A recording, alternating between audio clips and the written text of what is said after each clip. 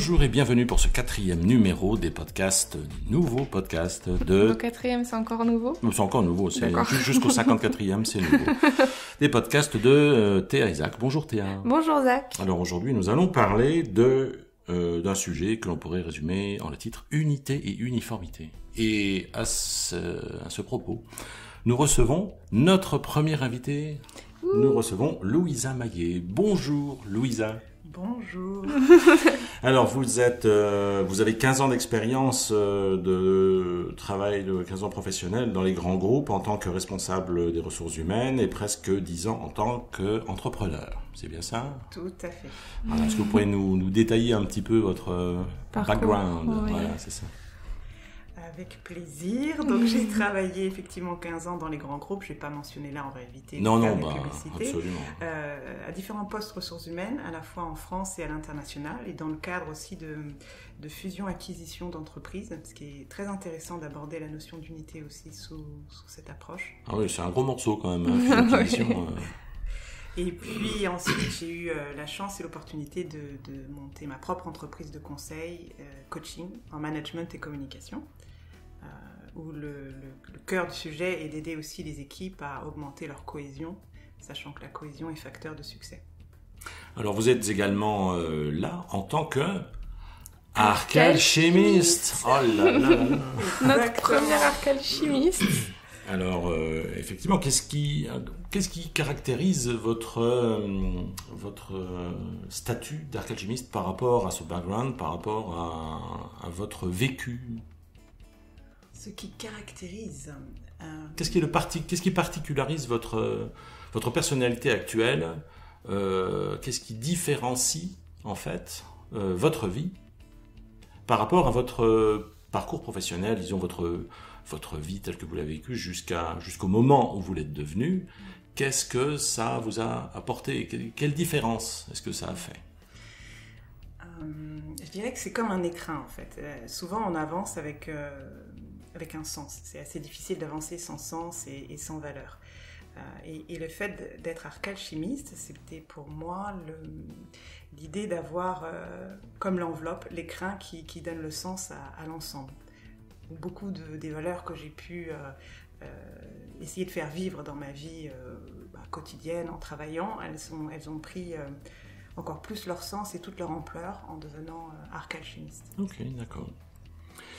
Très bien. Donc, qu'est-ce qui légitime le fait que nous vous ayons invité aujourd'hui par rapport à ce sens de l'unité? On comprend l'unité, hein, on voit l'unité dans la diversité, par exemple, qui est le slogan de l'Union européenne. On voit des pays, des entreprises qui s'unissent pour être plus forts. Enfin bon, on conçoit le concept. Mais quant à vous, ça veut dire quoi, l'unité? Parce que là, on met en balance unité et uniformité. Alors, bien des gens estiment qu'il s'agit de quelque chose d'à peu près similaire, mais en fait, pas vraiment. Donc, en vertu de quoi pouvez-vous témoigner par rapport à votre parcours, par rapport à ce que vous êtes, par rapport à ce que vous avez fait, par rapport à ce que vous avez vécu, qu'est-ce qui légitime le fait que vous soyez en mesure, a priori, de témoigner relativement à cette question? Alors, j'énonçais tout à l'heure assez facilement, finalement, unité et cohésion. C'est-à-dire qu'une définition assez simple pour moi de l'unité, ce serait la notion de cohésion. Pour prendre la métaphore notamment du corps, on peut dire que le corps fonctionne avec un ensemble d'organes qui sont de fait différents, avec des rôles différents, mais qui ensemble fonctionnent en parfaite cohésion, a priori, si la santé est là, et de fait en unité. La notion d'unité est parfois mal comprise, en fait, où elle est confondue avec la peur de l'uniformité, au sens où si on est dans cette unité, on est de fait tous les mêmes et copie conforme. Voilà, exactement. Ce qui est une erreur, parce qu'en fait l'unité, elle se crée aussi par la richesse de la diversité des points de vue. Oui, d'ailleurs, en parlant du corps, c'est vrai que si on envisageait le fait que dans le corps, par exemple, il n'y ait que des estomacs ou que des fois, ça fonctionnerait pas. Il faut effectivement une unité, que tout fonctionne en cohésion les uns avec les autres, mais il faut garder à l'esprit que chaque un rôle qui reste utile. Chaque organe est nécessaire aux autres organes. S'il y avait un estomac, des intestins, mais qu'il n'y avait pas à la limite de foie et de système pour gérer un peu les graisses, ça resterait pareil, ça fonctionnerait pas. C'est pour ça aussi qu'on a voulu envisager le sujet sous la forme de, oui, l'unité, mais la nécessité d'être différent. Exactement. Et c'est vrai qu'après, la question se pose, c'est uni autour de quoi ? Alors en entreprise, comme dans le sport d'ailleurs, finalement, c'est être uni autour d'un objectif commun. Par contre, on va atteindre l'objectif à partir de compétences qui sont de fait différentes. Mais dès lors que chacun fonctionne à l'unisson en visant le même objectif, on se rend compte qu'à ce moment-là, c'est un peu comme les notes de musique d'une partition, la mélodie est plus jolie et puis on est plus fort. Alors tous ceux qui l'ont, c'est vrai que dans le monde de l'entreprise, la compétition est souvent au rendez-vous, que ce soit dans le sport aussi. Donc on est obligé à ce moment-là de penser l'unité d'une équipe par rapport à une autre. Et c'est vrai que les équipes qui sont souvent les plus unies, comme les armées aussi, ce sont des équipes qui deviennent beaucoup plus fortes dans leur performance, dans leur réalisation. Vous preniez l'exemple d'instrument de musique. C'est vrai que si un orchestre n'est pas uni autour du chef d'orchestre, ça donne n'importe quoi. On n'arrive pas à avoir cette cohésion dont vous parliez tout à l'heure et qui permet de sortir des harmonies et une émotion vraiment particulière. C'est ça, comme si avec un seul instrument, avec une seule note, tout le temps pareil, voilà, il se réunit avec sa note à la limite. C'est ce qui différencie un peu le rap du... Mais c'est bien le rap aussi. Mais oui, évidemment, c'est quelque chose qui est absolument fondamental à partir du moment où on construit quelque chose à plusieurs. Dans la mesure où il est plus riche et le champ d'exploration est plus vaste quand on crée quelque chose à plusieurs que tout seul, évidemment. Exactement. Après, comme on l'évoquait, c'est vrai que l'unité est un terme qui peut, ou un concept qui peut faire peur. Donc, soit parce qu'on pense qu'on va... les gens ont besoin quand même d'avoir de la reconnaissance. Donc ils ont souvent l'impression que si on est dans l'unité, on va être effacé, moins reconnu et autres. Il y a parfois aussi une mécompréhension sur comment on peut amener nos idées. C'est-à-dire qu'au lieu d'amener son idée en étant en mode j'amène une pièce du puzzle à un ensemble, dès lors qu'on bascule dans j'amène la pièce du puzzle parce que je sais que c'est moi qui ai raison, du coup on va perdre aussi en unité. Donc il y a et aussi en écoute. On se rend compte que l'écoute est un ingrédient extrêmement important par rapport à cette notion d'unité. Donc il faut un objectif commun, être en capacité d'écouter les uns les autres sur ce qu'ils peuvent apporter, que ce soit en termes de vision des choses, que ce soit en termes de compétences, et accepter de sortir de moi je sais, moi j'ai raison, parce que ça c'est vraiment quelque chose qui vient tuer la notion d'unité, dans ce que j'ai pu observer. Donc finalement, on se retrouve dans une situation où il faut savoir s'effacer un peu pour laisser de la place aux autres, finalement, qui constituent l'équipe. On met l'équipe en avant plutôt que de se mettre en avant soi-même. Il y a une forme d'effacement quelque part. C'est peut-être ce qui fait peur, parce que le réflexe c'est et moi. Mais à la limite, il peut arriver aussi qu'il soit nécessaire de mettre en avant dans une équipe une personne qui a une compétence particulière pour un moment particulier. Donc on garde cette unité dans une équipe et à la limite c'est l'équipe qui se sert des compétences de chacun et c'est plus chacun qui se sert de l'équipe pour sa personne ou pour un profit à la limite qui serait moins vaste et plus égoïste. Dans le sport on va le retrouver, alors je ne sais pas si c'est le meilleur exemple, mais par exemple au football, quand il s'agit de tirer les pénaltys, en général, il y a des joueurs qui sont meilleurs que d'autres. Et là, il est plus habile de choisir la meilleure personne pour ce moment de forte pression. Enfin, quelles que soient les fluctuations, c'est-à-dire faire passer l'un ou l'autre au premier plan parce que c'est requis à un moment déterminé, c'est vraiment conserver le focus sur l'intérêt collectif, davantage que l'intérêt individuel, a priori.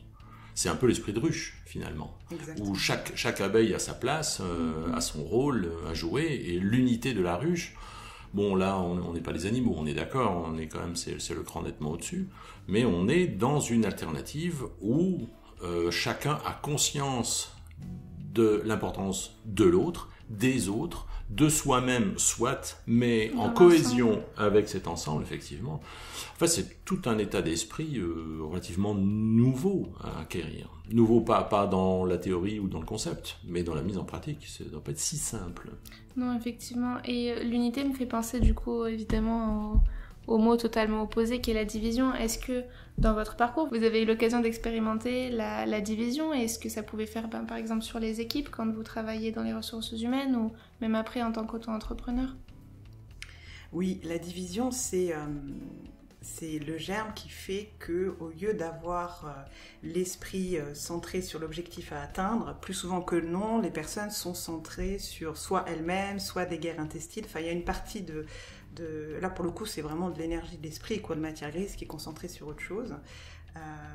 Et évidemment, quand on le dit, on se dit c'est évident, quoi. Dès lors que les équipes sont divisées, ça veut dire qu'on a moins de ressources pour atteindre l'objectif. Et du coup, ça devient multi-objectif.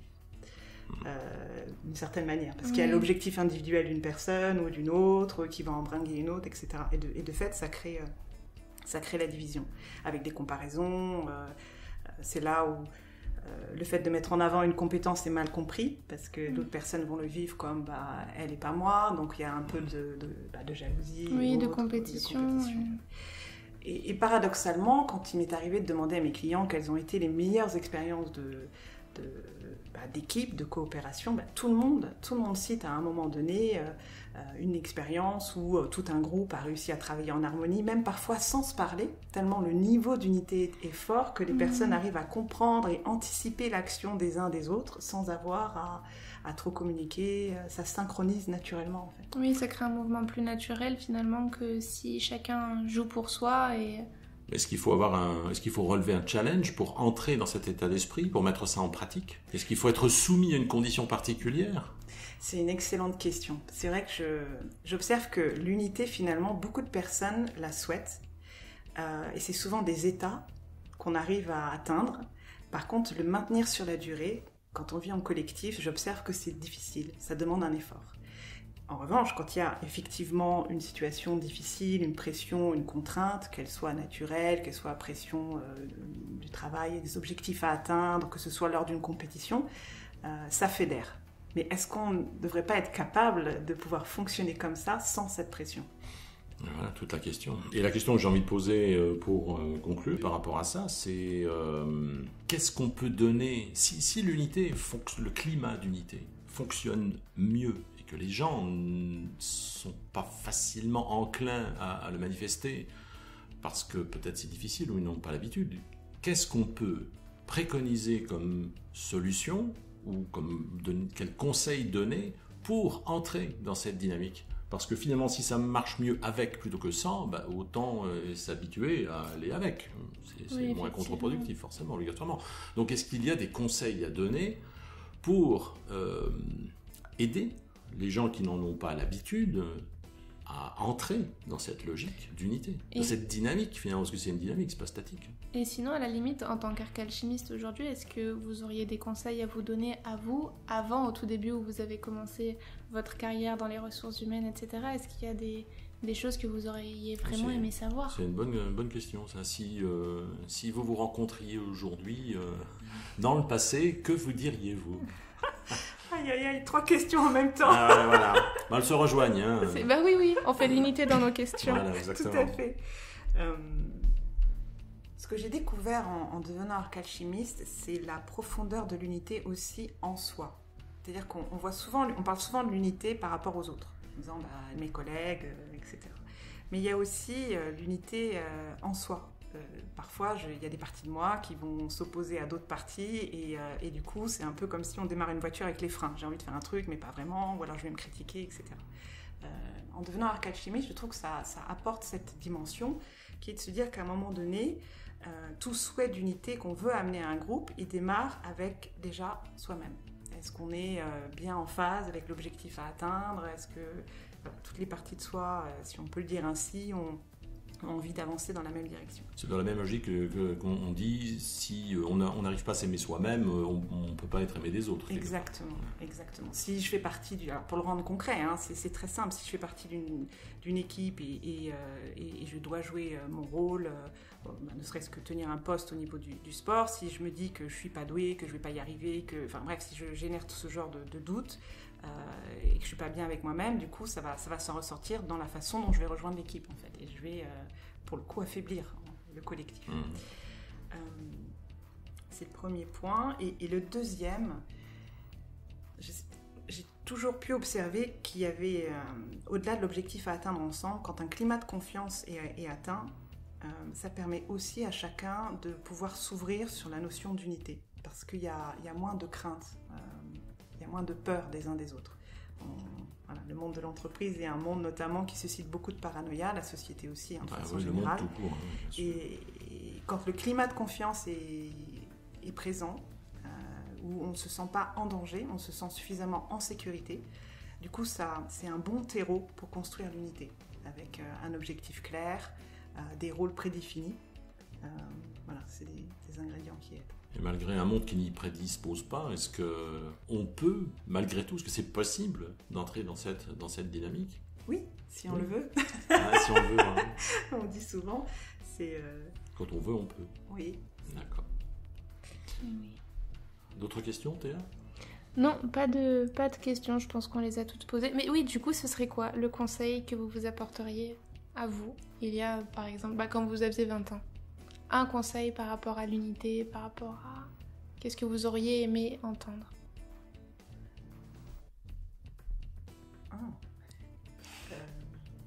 Fais-toi confiance pour créer l'unité en moi et ensuite... ouais. C'est intéressant, oui, la confiance en soi aussi, finalement, c'est ce qu'on disait, c'est le centre. Il y a beaucoup de problèmes qui se rencontrent et qui ont ça pour source, en fait, un défaut de confiance en soi. C'est vrai que c'est pas simple, par contre. Moi, ce que j'aimais bien, c'est l'expression « on est aussi faible que son maillon le plus faible ». Donc, si aujourd'hui j'ai décidé d'être le maillon faible, ça veut dire que si un objectif ou quelque chose foire, parce que moi, j'avais pas envie, quoi, ce sera de ma faute parce que c'est moi qui aurais pensé le truc vers le bas. Donc, j'ai tendance à essayer d'être beaucoup plus... de mettre tout ce que je peux, tout ce que j'ai, en me disant comme ça, au moins si ça foire, j'aurais tout donné, quoi. J'irais me coucher en disant c'est pas grave, t'as fait de ton mieux. Ça inclut une notion de responsabilité, quand même. Oui, complètement. C'est un engagement finalement envers soi et envers tous. Si on fait pas sa part parce qu'on a décidé ou parce que il peut y avoir beaucoup de raisons, ça pose aussi problème dans l'unité, parce que l'unité c'est aussi finalement, selon moi, comme une distribution de chacun à sa place. Et puis c'est ce que vous disiez tout à l'heure, dans une ruche, chacun a sa place. Et puis si aujourd'hui j'ai décidé de pas occuper ma place, s'il y a suffisamment d'unité, ça va se répartir, quelqu'un d'autre va le faire. Mais s'il y en a pas, à la limite, ça va créer un déséquilibre de fait. Donc ça inclut finalement aussi la communication, ça inclut la présence d'esprit d'autres parts du groupe, ou de penser, de soutenir, d'être quand même présent, même si c'était pas à la limite à cette personne d'être là à tel moment. Mais si par exemple moi je peux vraiment pas, c'est pas grave, c'est un accompagnement, toi tu peux vraiment pas, je le fais un petit peu, et puis quand tu pourras, tu reprendras ta place, et ça reste comme un mouvement permanent, naturel, et comme une danse. Eh bien, ce sont sur ces bonnes paroles que nous allons mettre fin à ce 4e numéro des podcasts. Merci Théa, merci Louisa pour votre visite. Merci à vous. Eh bien, portez-vous bien la semaine prochaine, en espérant que cet épisode vous ait plu. Et prenez soin de vous, travaillez l'unité, c'est important pour le monde qui vient. Bye bye. Allez, bye bye. Au revoir.